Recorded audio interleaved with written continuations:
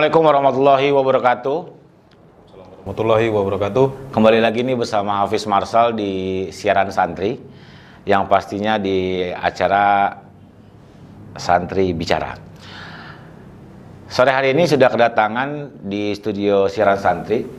Mungkin teman-teman pernah mendengar ya, namanya santri itu ada yang jadi TNI, ada yang jadi polisi, ada yang jadi ustadz, ada yang jadi wartawan, ada yang jadi bisnismen. Namun pada sore hari ini salah satu yang saya sebutkan tadi adalah Bang Ferry Hanafi. Assalamualaikum.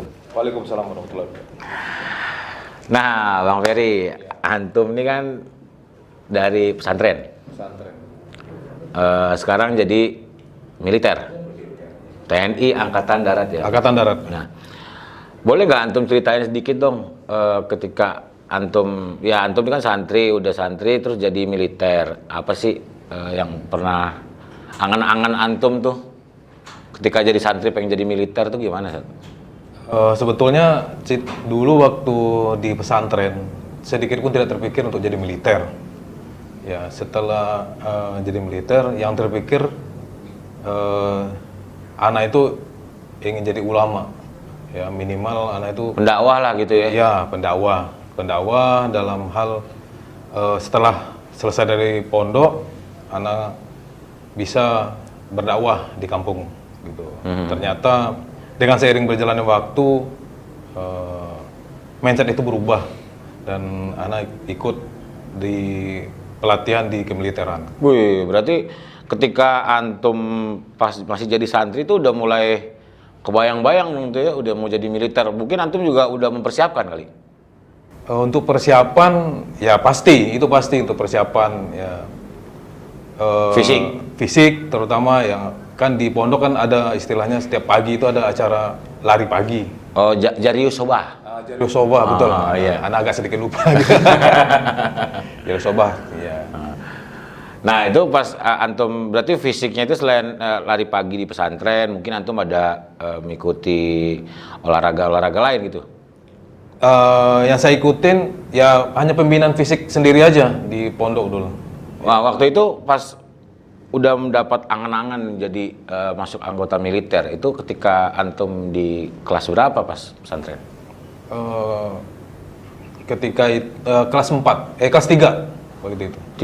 Kelas 3 berarti 3 SMP. Sanawiyah. Ya. SMP berarti. Iya, ya? berarti jatuhnya SMP. Berarti antum ada jenjang durasi 3 tahun untuk menjadi militer gitu.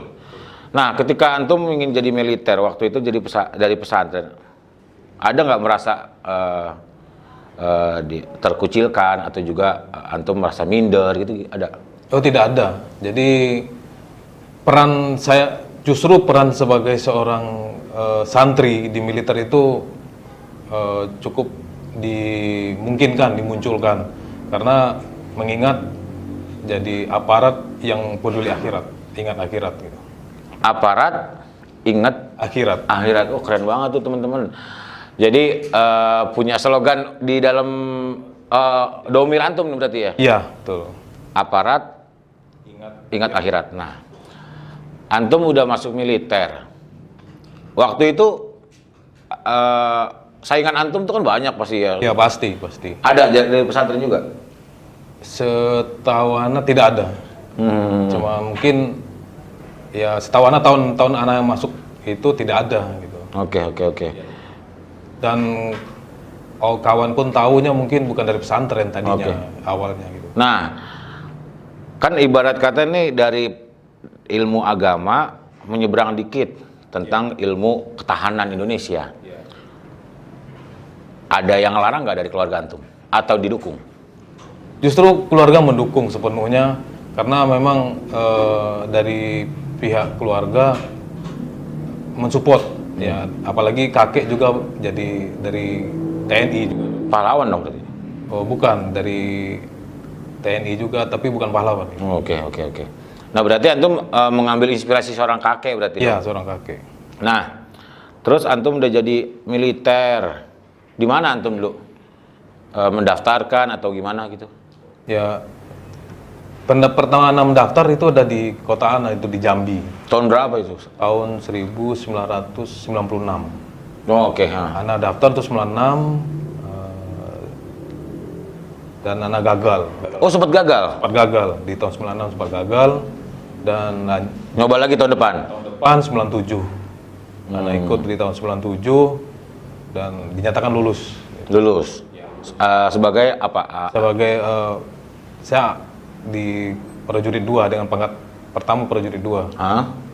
dan ditugaskan di Kostrad di markas divisi infanteri 1 Kostrad Cilodong. Oh, di Cilodong. Ya, Tahun Cilodong. 97. Tahun 98 ya. 98. Masuk 97, keluar 98. 98 setahun berarti ya. Nah, ketika antum menjadi prajurit nih kan, ibarat kata antum kan jauh dari ibarat apa namanya dari dunia-dunia keislaman ya namanya itu kan ya.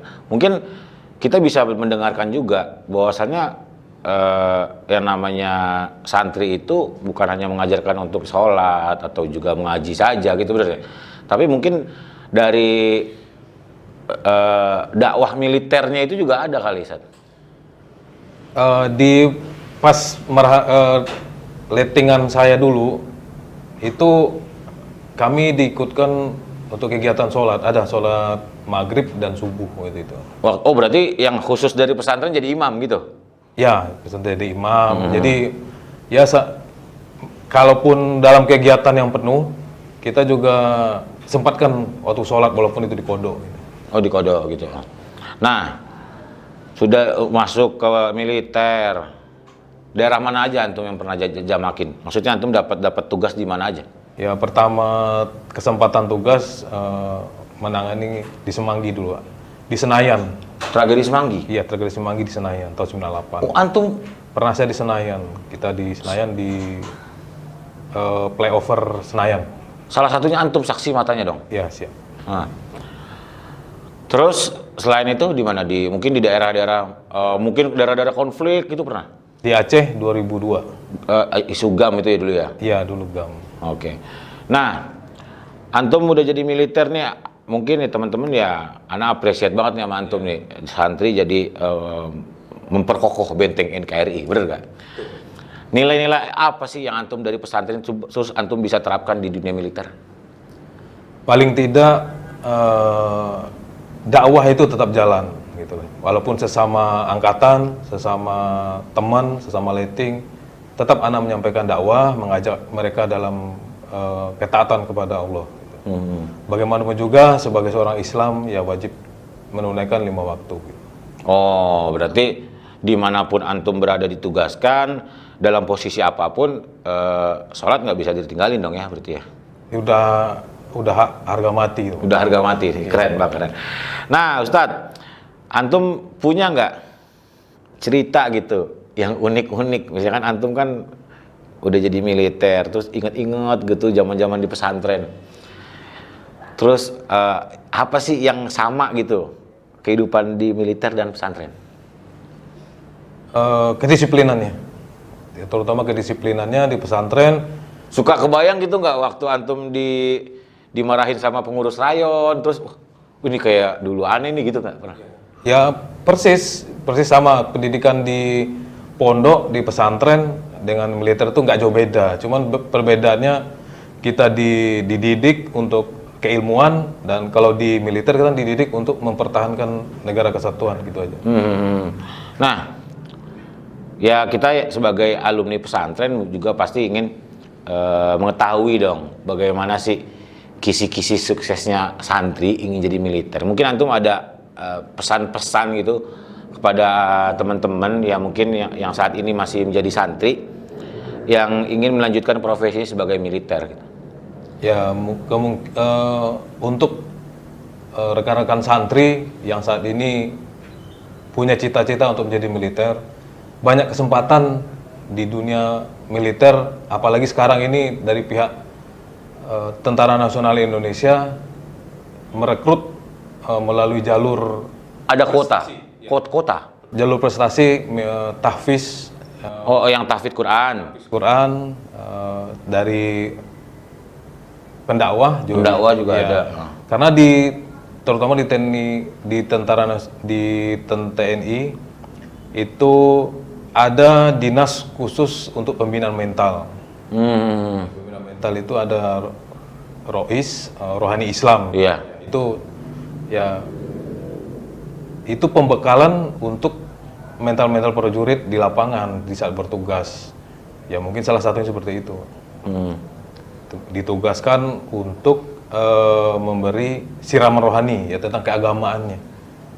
Apalagi kita agama Islam ya kan. Ya, ya mungkin antum bisa kasih tips lah kepada teman-teman nih, apa saja sih yang harus dipersiapkan gitu, yang ingin jadi militer? Paling tidak menyiapkan terutama pasti fisik. Ya. Ya fisik sehat, jasmani maupun rohani. Mampu berbadan sehat, ya berbadan sehat, tidak bertato ataupun bertindik gitu loh. Oke. Ya, tidak bertindik dan tidak berkacamata, min ataupun plus. Gitu. Intinya saat nanti dalam tes kesehatan jasmani, kesehatan ataupun jasmani itu akan di luar dalam akan dicek fisiknya gitu, secara Iya, iya. ya gitu Pak. Nah, pas antum sudah melanjutkan ke TNI, apa sih harapan antum nih? Maksudnya dalam arti itu gini, dalam kehidupan antum nih apa yang belum tercapai?